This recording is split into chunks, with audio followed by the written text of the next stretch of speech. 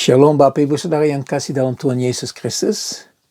Selamat datang di Sabda Bagi Anda bersama saya, Pastor Marcel Kanon. Dan kami sudah tiba di hari Jumat, akhir daripada minggu. Ya, sudah 5 hari kita ada di dalam bulan November. Dan dalam 2 minggu ini kita telah berbicara tentang 3:16. Pasal 3 ayat 16 daripada beberapa buku yang dicantumkan dalam perjanjian baru. Baru. Ya, perjanjian baru. Nah, hari ini saya ingin berfokus kepada satu ayat. Di dalam Yakobus pasal yang ketiga ayat yang ke-16. Ya, kalau kita lihat sebelum yang kita sudah dengar selama 2 minggu ini, ada hal yang kita dapat pelajari. Ya, kita dapat belajar bahwa Yesus turun, dia datang ke bumi ini, dia dipenuhi Roh Kudus, dia melayani kemana-mana. Ya, dan karena Yesus, kita akan memperoleh hidup yang kekal, bukan binasa. Dan begitu juga kita harus menyerahkan nyawa kita. Kita sudah tahu dan kita sudah dengar tentang berapa penting firman Tuhan itu. Ya, sekali lagi saya ingin menjelaskan kepada Anda bahwa firman Tuhan itu segala-galanya. Itu otoritas atas seluruh kehidupan kami. Dan juga itu adalah otoritas dalam seluruh aspek. Ya, dalam segala hal yang kami lakukan, kita harus kembali kepada firman Tuhan. Karena firman Tuhan sudah diberikan kepada kita untuk mengajar, untuk menegur kita, ya, untuk memperbaiki kelakuan kita, dan juga untuk mendidik kita. Nah, seberapa jauh kita izinkan firman Tuhan berbicara dalam seluruh aspek kehidupan kita. Ya, Bapak Ibu Saudara yang kekasih dalam Tuhan Yesus Kristus, masih ingat 2 Korintus 3 ayat 16. Sebelum kita masuk dalam Yakobus, kan ini sesuatu yang sangat penting. Kita harus memiliki satu dasar. Ya, kita harus disadarkan terus-menerus bahwa tubuh ini adalah bait Allah dan Roh Kudus tinggal diam di dalam diri kita. Dia akan mengajar kita, ya, dia akan menegur kita, dia akan mendisiplin kita, dan seterusnya dan seterusnya. Nah, hari ini tadi saya sudah bilang, saya ingin baca Yakobus 3 ayat yang ke-16. Dan di dalam Yakobus 3 ayat 16 dikatakan begini, sebab di mana ada iri hati dan mementingkan diri sendiri, di situ ada kekacauan dan segala macam perbuatan jahat. Wow, tegas banget ya. Bapak Ibu Saudara yang kekasih dalam Tuhan Yesus Kristus, mari kita renungkan kehidupan kita. Karena sekali lagi kita ditegur oleh firman Tuhan. Apakah ada iri hati di dalam kehidupan kita? Kita iri hati dengan siapa? Dengan kolega? Dengan teman, dengan saudara, ya, apakah kita memiliki iri hati terhadap anak muda, terhadap orang tua? Kepada siapa kita memiliki iri hati? Karena itu adalah satu awal dari satu kekacauan yang lebih besar lagi. Jadi kalau kita ada iri hati di dalam hati kita, kita harus buang itu. Ya, Bapak Ibu Saudara yang kasih dalam Tuhan Yesus Kristus, banyak orang datang kepada saya dan bertanya bagaimana kita bisa mengatasi masalah yang ada. Hanya bisa kalau kita benar-benar mencari akarnya. Kalau cuma potong rumput, itu akan bertumbuh terus sampai akar itu akan diangkat. Begitu juga kita tidak sadar bahwa seringkali salah satu akar dari masalah yang kita hadapi, dari kekacauan, dari kepahitan, dari kebencian dan seterusnya adalah iri hati. Ingat saudara-saudari Yusuf. Ya, mereka itu kenapa membuat mereka menjual Yusuf? Mereka tidak suka sama Yusuf, mereka benci Yusuf. Karena apa? Ada iri hati.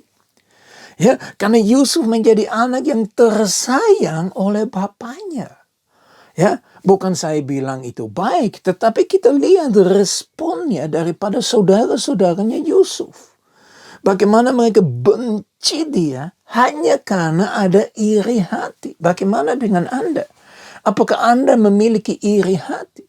Ya, mungkin Anda harus renungkan terhadap siapa Anda memiliki satu kebencian. Coba, apakah itu karena Anda iri dengan orang itu? Karena orang itu lebih bermakmur, karena orang itu lebih kaya, karena orang itu lebih hebat. Apa aja. Mari, Bapak Ibu Saudara yang kasih dalam Tuhan Yesus Kristus, sungguh-sungguh merenungkan itu. Yang kedua, yang penting sekali kita harus disadarkan, ya dikatakan mementingkan diri sendiri.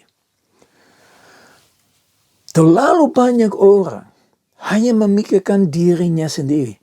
Aku, saya, dan gua.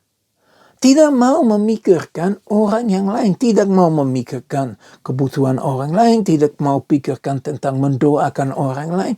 Hanya memikirkan. Coba Anda merenungkan doa yang Anda naikkan di hadapan Tuhan. Apakah doa itu mementingkan dirimu sendiri? Coba. Apakah Anda terus berdoa, Tuhan berkati aku? Tuhan lindungi aku? Tuhan kuatkan aku? Aku. Kita dapat belajar daripada Paulus.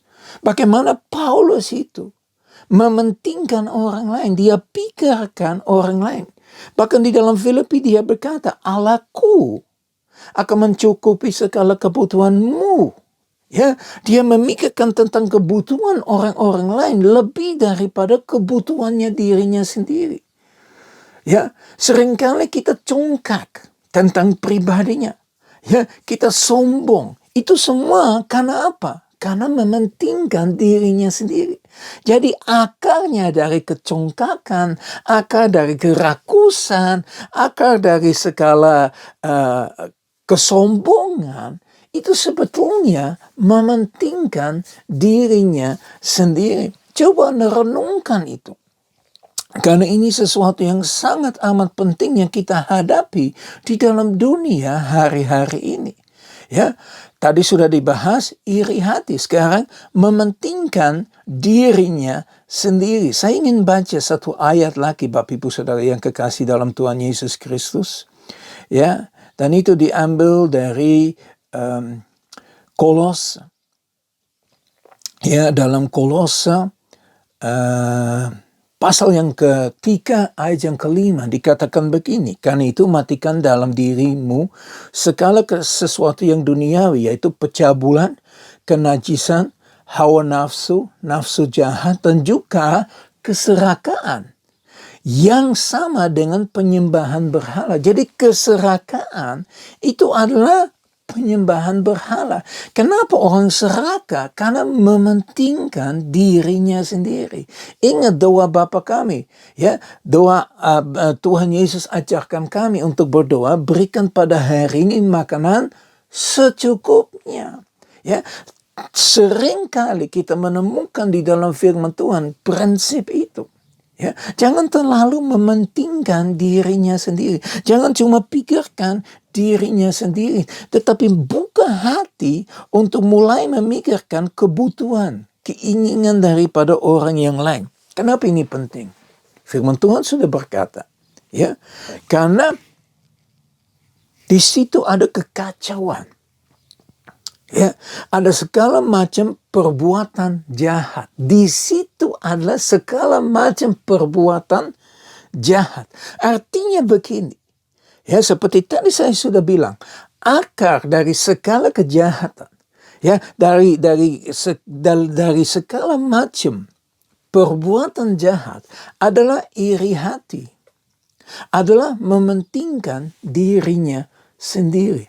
Apa ini kebetulan ditulis dalam pasal 3 ayat 16? Saya pikir enggak. Saya pikir supaya kita benar-benar sadar, renungkan bahwa Yesus Kristus datang untuk mengambil semua iri hati. Ya, mengubah iri hati menjadi kebaikan hati. Dan mengubah, mementingkan dirinya sendiri dengan mementingkan orang yang lain. Seberapa jauh Anda izinkan Tuhan lakukan itu dalam hidup Anda? Hanya Anda dapat membahas itu. Hanya Anda dapat menjawab pertanyaan seperti itu. Seberapa jauh Anda iri hati, Anda pasti tahu. Jangan menutup-nutupi. Ya? Jangan memikirkan, aduh terlalu berat. Sebetulnya firman Tuhan tidak berat. Tapi kenapa itu berat? Karena kita tidak bisa, atau lebih baik, kita tidak mau berubah. Kita tidak mau bertobat. Kita mau tenang-tenang saja. Kita mau menikmati dunia dan surga. Kita mau semuanya. Ya, kita akhirnya menjadi orang yang suam-suam kuku. Dan apa yang terjadi? Ingat, kita sudah bahas beberapa hari yang lalu. Orang yang suam-suam kuku akan dimuntahkan, akan dibuang di dalam lautan api. Anda baca Wahyu pasal yang ke-20, Anda akan menemukan. Kalau nama Anda tidak dicantumkan di dalam buku kehidupan, Anda akan dibuang ke dalam lautan mati. Mari kita berdoa. Bapa kami yang di surga, kami sungguh bersyukur kepada Engkau atas kebaikan-Mu, atas kasih-Mu, atas pertolongan-Mu Tuhan. Tuhan, kami berdoa supaya firman yang kami boleh dengar pada hari ini tertanam di dalam hati kami Tuhan. Bukan hanya tertanam Bapa, tetapi akan berakar, bertumbuh, berbuah banyak untuk kemuliaan nama-Mu saja Bapa. Bapa, kami bersyukur kepada Engkau untuk segala firman yang kami boleh terima hari demi hari, minggu demi minggu, bulan demi bulan. Tapi Tuhan, kalau kami tidak mengalami perubahannya, buat apa kami terima firman? Hamba berdoa Tuhan, supaya firman benar-benar mengubah seluruh aspek kehidupan kita. Dan supaya mata kami tertuju kepada Engkau. Kami boleh mempelajari Engkau lebih dalam lagi. Kami boleh disegarkan kembali lebih lagi Tuhan. Dan supaya firman-Mu benar-benar menjadi pelita bagi kaki dan terang bagi jalan. Dalam nama Tuhan Yesus Kristus kami sudah berdoa. Haleluya. Amin. Sekali lagi shalom Bapak Ibu Saudara yang kasih dalam Tuhan Yesus Kristus. Saya berdoa supaya berkat dari Allah Bapa kami yang di surga, kasih yang sempurna di dalam Yesus Kristus, persekutuan yang manis dengan Roh Kudus, menyertai kita semua dimanapun kita berada. Dan kita dapat mengalami Yesus, mengalami kuasa Roh Kudus dengan luar biasa. Maju terus bersama Yesus. Shalom dan sampai ketemu besok di Sabda bagi Anda. Tuhan Yesus memberkati.